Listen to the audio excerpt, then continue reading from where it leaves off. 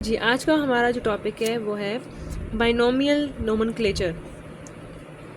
Carolus Linnaeus 1707 to 1778 introduced the system of binomial nomenclature. According to this system, every type of animal and plant should have a particular name consisting of two parts. The first word is the name of genus, while the second word is the name of species. The generic name begins with a capital letter and the specific name begins with a small letter. अब binomial nomenclature क्या है? ये एक naming system है कि हर animal और plant का एक पर्टिकुलर एक ख़ास उनका एक नाम होना चाहिए। और ये किसने प्रपोज किया था? ये सबसे पहले कैरोलस लिनियस ने इंट्रोड्यूस किया था इस सिस्टम को। अब इस सिस्टम के मुताबिक हर एनिमल और प्लांट का एक पर्टिकुलर ख़ास नेम होना चाहिए जिसके दो पार्ट्स होते हैं। जो पहला पार्ट है, जो पहला वर्ड है, उसको हम कहते हैं जीनस, और जो दूसरा पार्ट है, जो दूसरा वर्ड है, उसको हम कहते हैं स्पीशीज़, यानी कि एक स्पेसिफिक नेम, एक ख़ास नाम। The generic name begins with a capital letter and the specific name begins with a small letter. जो जेनरिक नेम है उसको हम कैपिटल लेटर से उसको हम शुरू करेंगे हम हमेशा, and the scientific name begins with a small letter. और जो स्पेसिफिक नेम है, जो स्पेसिफिक नेम है उसको हम स्मॉल लेटर से उसको हम हमेशा शुरू करेंगे। अच्छा, जो जेनरिक नेम है वो कैपिटल लेटर से होगा और जो स्पेसिफिक नेम है वो स्मॉल लेटर से शुरू होगा। When a scientific name is typed, it is italicized. जब हम किसी साइंटिफिक नेम को टाइप करते हैं कंप्यूटर में तो उसको हम हमेशा इटैलिक करेंगे। इटैलिक मतलब कि वो थोड़ा सा टेढ़ा हो जाएगा। When it is handwritten, जब उसको हाथ से लिखा जाएगा किसी पेपर पे, the two parts are separately underlined. दोनों जो नाम है उनको separately underline किया जाएगा। Linnaeus listed about 400 different species of animals and plants and gave a concise description to each one of them.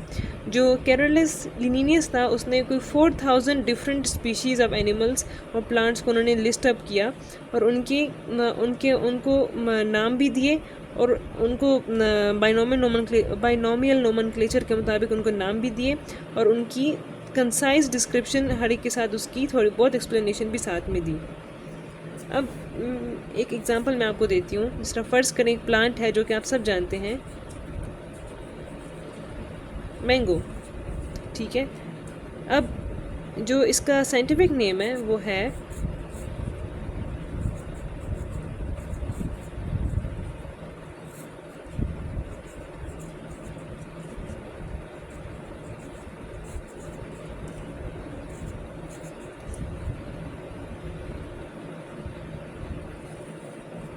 Mangifera indica. अब ये जो है मैंगो, ये तो एक कॉमन नेम है, ये कॉमन इंग्लिश नेम है, लेकिन जो मैंगीफेरा इंडिका है इसको सब जानते हैं। जो लोग उर्दू बोलते हैं, इंग्लिश बोलते हैं, जैपनीज़ बोलते हैं, कुछ भी बोलते हैं, सबको ये साइंटिफिक नेम मैंगो का पता है, मैंगीफेरा इंडिका। अब मैंगीफेरा इसमें क्या है? जीनस, यानी कि जेनरिक नेम, जीनस। और इसको हमने किस चीज़ से शुरू किया है? हमने इसको कैपिटल लेटर से शुरू किया है। और इंडिका इसका स्पीशी नेम है और इसको हमने स्मॉल लेटर से इसको हमने शुरू किया है। स्पेसिफिक नेम, स्पीशी, ठीक है। अब साइंटिफिक इंफॉर्मेशन अच्छा, अब ये देखिए, इसको हमने बाइनोमियल नोमेनक्लेचर के मुताबिक हमने मैंगो का ये साइंटिफिक नेम हमने ये इस तरह इसका नाम है, मैंगीफेरा इंडिका। जीनस इसका कैपिटल है और स्पीशी नेम जो है इसका यहाँ पे स्मॉल लेटर से शुरू हो रहा है। ओके, अब scientific information.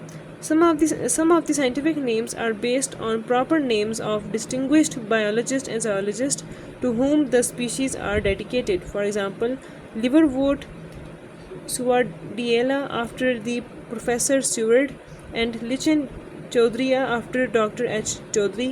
Similarly, Mahasher fish is given the name of Nazir after Dr. Nazir, a great fisheries expert of Pakistan.